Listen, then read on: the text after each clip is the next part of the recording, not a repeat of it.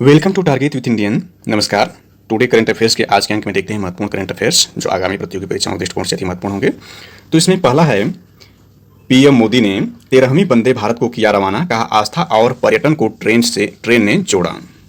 इसमें प्रधानमंत्री ने आंध्र प्रदेश को 11,300 करोड़ की परियोजनाओं की दी सौगात। इसको विस्तार से देखते हैं। इसमें दिया है, प्रधानमंत्री नरेंद्र मोदी ने शनिवार यानी 8 मार्च 2023 को सिकंदराबाद तिरुपति के बीच देश की 13वीं नोटेड पॉइंट है, देश की 13वीं वंदे भारत एक्सप्रेस ट्रेन को रवाना किया। साथ ही 11,300 करोड़ रुपए की परियोजनाओं का उद्घाटन और शिलान्यास किया। इसमें सिकंदराबाद रेलवे स्टेशन का पुनर्विकास समेत अन्य परियोजनाएं शामिल हैं। मोदी ने कहा कि 21वीं सदी का नया भारत तेजी से आधुनिक बुनियादी ढांचे स्थापित कर रहा है। वंदे भारत एक्सप्रेस एक प्रकार से आस्था, आधुनिकता और पर्यटन को जोड़ने वाली है। ये परियोजनाएं राज्य में कनेक्टिविटी को बढ़ावा देंगी और बुनियादी ढांचे को मजबूत करेंगी। नवीनतम वंदे भारत ट्रेन दोनों शहरों के बीच यात्रा के समय को लगभग 3.5 घंटे कम कर देगी। इससे विशेष रूप से दोनों तेलुगु राज्यों के तीर्थयात्रियों को लाभ होगा। इसमें नोटेड पॉइंट यह है कि इसमें जो शनिवार यानी 8 मार्च 2023 को 13वीं वंदे भारत ट्रेन चलाई गई, वह सिकंदराबाद व तिरुपति के बीच में चलाई गई। सिकंदराबाद को जैसा कि हम जानते हैं कि जैसे कि हैदराबाद और सिकंदराबाद जो जुड़वा शहर हैं, वह दोनों ही तेलंगाना में स्थित हैं। सिकंदराबाद तेलंगाना में है, जबकि तिरुपति जो है यह भारत के सबसे प्रसिद्ध तीर्थ स्थलों में से एक है। यह आंध्र प्रदेश के चित्तूर जिले में स्थित है, अर्थात तिरुपति जो है आंध्र प्रदेश में स्थित है और सिकंदराबाद जो है तेलंगाना में है। तो इसके बीच जो है देश की 13वीं वंदे भारत ट्रेन चलाई गई। जैसा कि हम जानते हैं कि भारत में पहली वंदे भारत ट्रेन जो है 15 फरवरी 2019 को चलाई गई थी और यह जो है नई दिल्ली से वाराणसी के बीच में चलाई गई थी। इनकी शुरुआत की गई, तो इसमें देखते हैं, पीएम ने हैदराबाद सिकंदराबाद की उपनगरीय खंडे में 13 नई मल्टी मॉडल परिवहन सेवा यानी MMTS बसों को हरी झंडी दिखाई। ये यात्रियों को तेज, सुविधाजनक और आरामदायक यात्रा का विकल्प प्रदान करेंगे। सिकंदराबाद महबूबनगर परियोजना के दोहरीकरण और विद्युतीकरण का भी उद्घाटन किया। 7,850 करोड़ रुपए से अधिक की राष्ट्रीय राजमार्ग परियोजना की भी आधारशिला रखे। एम्स बीबी नगर की आधारशिला भी रखे।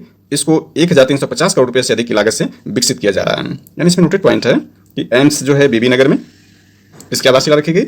इसके बाद सिकंदराबाद और महबूबनगर में जो है रेल दोहरीकरण और विद्युतीकरण की परियोजना का शिलान्यास का उद्घाटन किया गया। इसके बाद जो है तीसरा जो इसमें था, हैदराबाद सिकंदराबाद की उपनगरीय खंड में 13 नई मल्टी मॉडल परिवहन सेवा यानी बसों को हरी झंडी दिखाई गई। तो 3 जो महत्वपूर्ण परियोजना इसमें शामिल थी और चौथी जो थी वह आपकी 13वीं वंदे भारत ट्रेन का उद्घाटन किया गया, जो कि सिकंदराबाद और तिरुपति के बीच में चलाई गई। आगे देखते हैं। इसमें पीएम ने कहा, तेलंगाना में आज शुरू की गई परियोजनाओं से राज्य में मात्र जीवन कारोबारी सुगमता में सुधार होगा।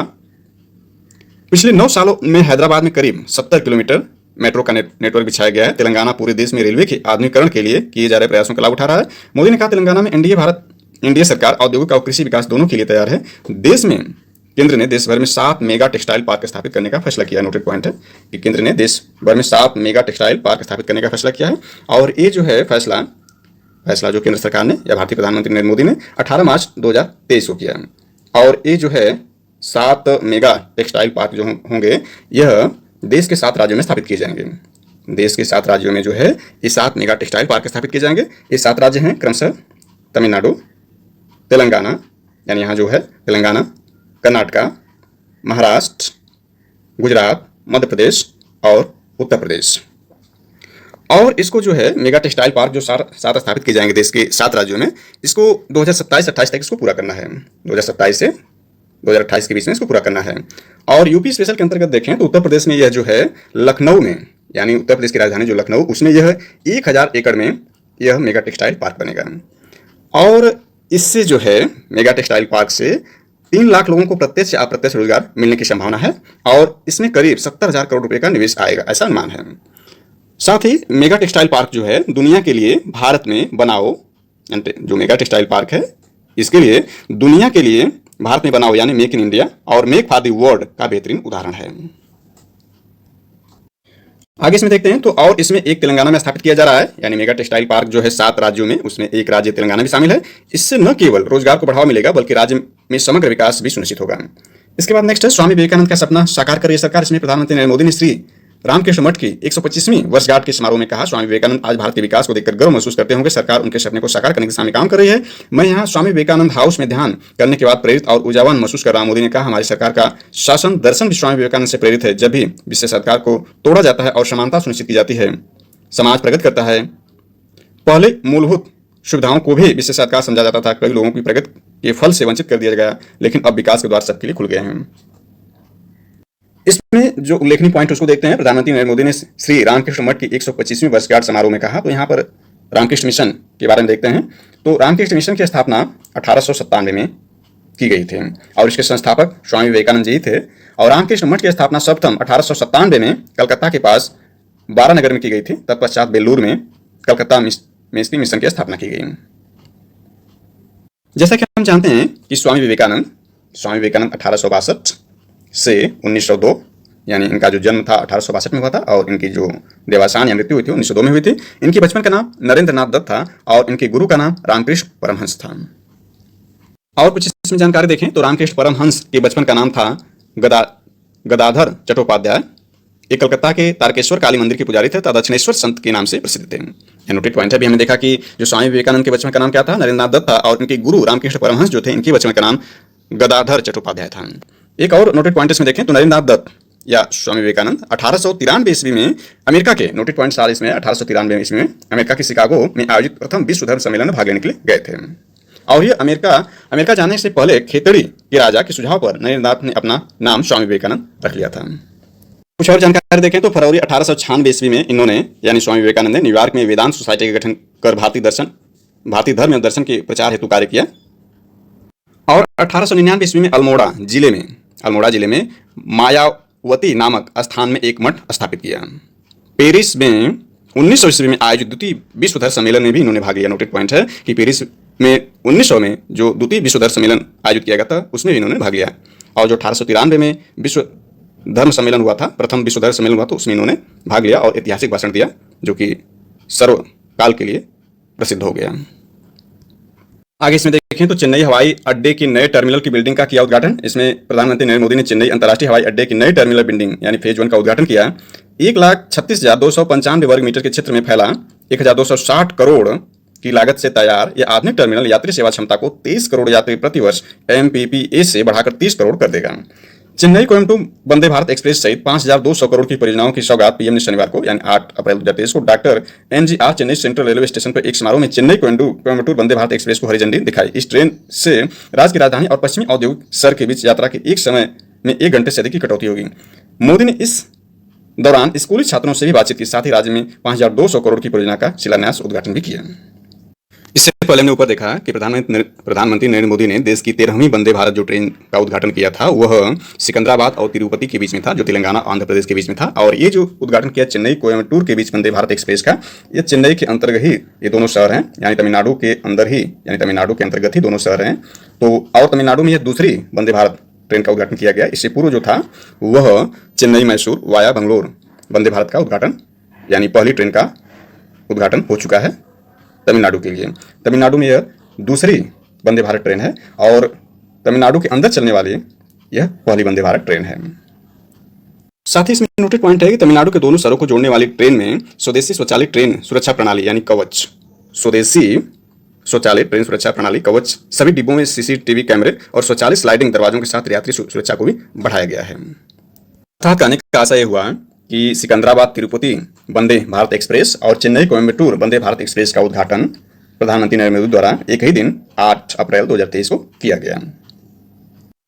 अगली महत्वपूर्ण खबर देखें तो अब अंतरिक्ष से हर घंटे होगी प्रदूषण की निगरानी। इसमें है वाशिंगटन, अब अंतरिक्ष से हर घंटे प्रदूषण की निगरानी की जाएगी। अमेरिकी अंतरिक्ष एजेंसी नासा ने SpaceX की मदद से टेम्पो उपकरण लॉन्च किया है। नोटेड पॉइंट है, टेम्पो उपकरण लॉन्च किया है। किसकी मदद से? SpaceX की मदद से नासा ने। यह हवा की गुणवत्ता का निरीक्षण करने में इस्तेमाल किया जाएगा। अंतरिक्ष एजेंसी ने एक बयान में कहा कि ट्रोपोस्फेरिक एमिशन मॉनिटरिंग यानी टेम्पो, ये जो है टेम्पो का फुल फॉर्म है tropospheric emission monitoring TEMPO, NASA Smithsonian instrument पहला अंतरिक्ष आधारित उपकरण है।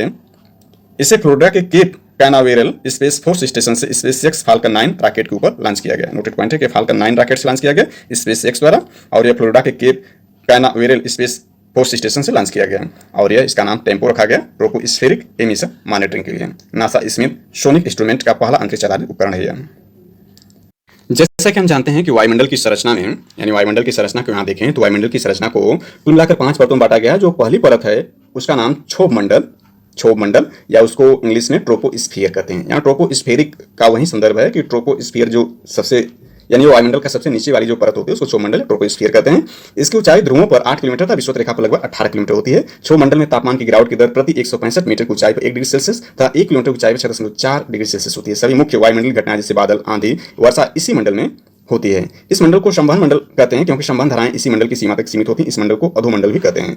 तो यही है इसमें जो प्रदूषण की जांच, चूंकि इसमें जो प्रासंगिक पॉइंट यही है कि अब अंतरिक्ष से हर घंटे होगी प्रदूषण की जांच, तो इसमें जो है ट्रोपोस्फियर यानी जो वायुमंडल की पहली परत है ट्रोपोस्फियर या क्षोभमंडल, यहाँ से इसकी निगरानी की जाएगी। हालांकि यहाँ पर अन्य मंडल को भी देखें तो दूसरा समताप मंडल यानी स्ट्रेटोस्फियर, तीसरा ओजोन मंडल ओजोनोस्फियर, चौथा जो इसमें है आयन मंडल आयनोस्फियर, और पांचवा और आखिरी है बाह्यमंडल या एक्सोस्फियर होता है।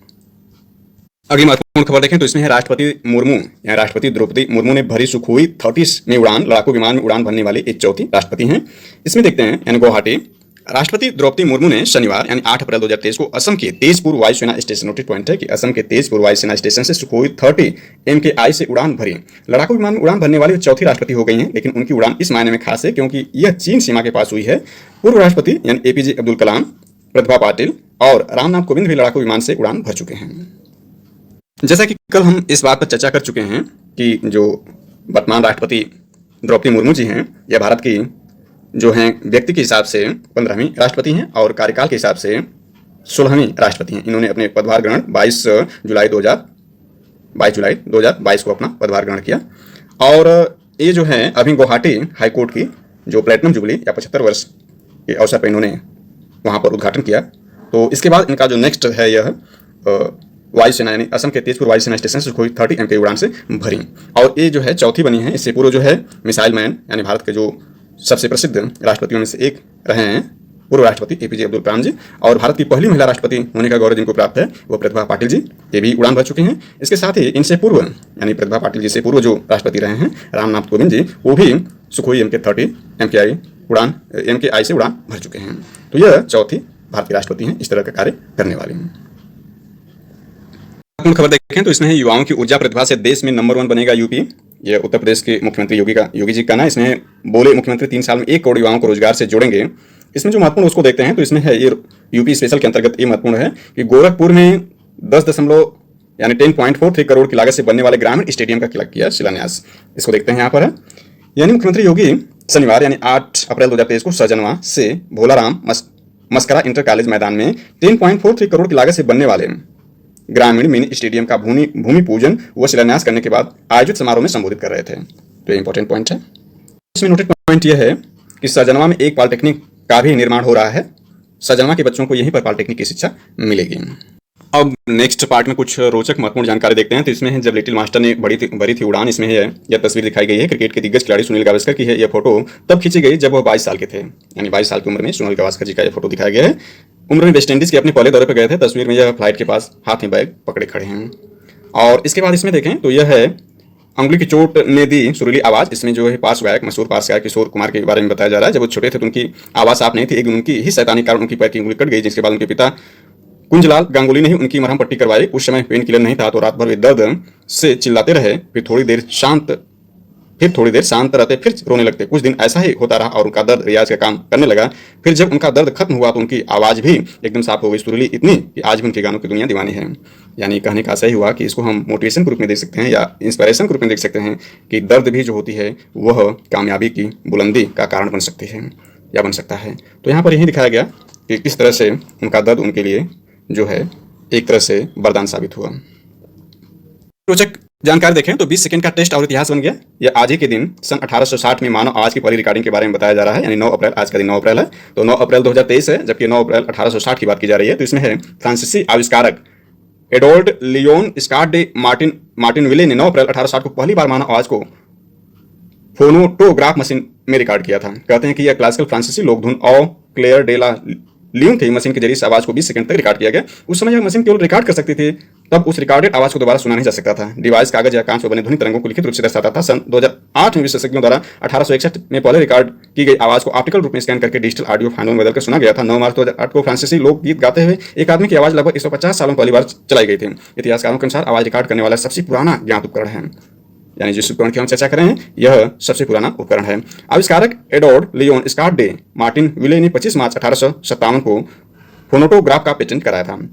यह वही 1857 है वर्ष जिसमें भारत की स्वतंत्रता संग्राम यानी भारत का पहला स्वतंत्रता संग्राम लड़ा गया भारत के इतिहास में। ये बहुत ही महत्वपूर्ण साल है भारत के इतिहास के दृष्टिकोण से, या भारत की आज़ादी के दृष्टिकोण को रखते हुए यह स्वतंत्रता संग्राम का पहला साल 1857 रहा। तो यह 25 मार्च 1857 की बात की जा रही है कि फोनोटोग्राफ का पेटेंट कराया था अलेक्जेंडर ग्राहम बेल की पहली टेलीफोन कॉल 1876 या थॉमस एडिसन के फोनोग्राफ 1870 से लगभग 2 दशक पहले स्कॉट ने अपने फोनोटोग्राफ पर आवाज़ रिकॉर्ड की थी।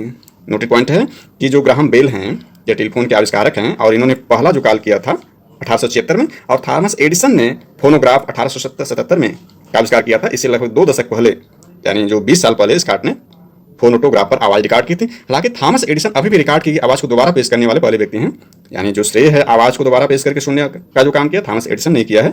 इन्होंने आवाज़ तो पेश की परंतु दोबारा सुन न सके, उनको सुनने का कार्य जो है आधुनिक मशीनों द्वारा सुना जा सका। तो इसमें कुछ और जानकारी देखें तो यहाँ पर यह है कि जो थॉमस अल्वा एडिसन हैं इन्होंने ग्रामोफोन का आविष्कार किया था। ये थल्वा यानी थॉमस अल्वा एडिसन यूएसए यानी अमेरिका के हैं। इन्होंने 1878 में जो है ग्रामोफोन का आविष्कार किया था। और जो ग्राहम बेल हैं इन्होंने टेलीफोन का आविष्कार किया था, ये भी यूएसए के ही हैं। इन्होंने 1876 में टेलीफोन का आविष्कार किया था।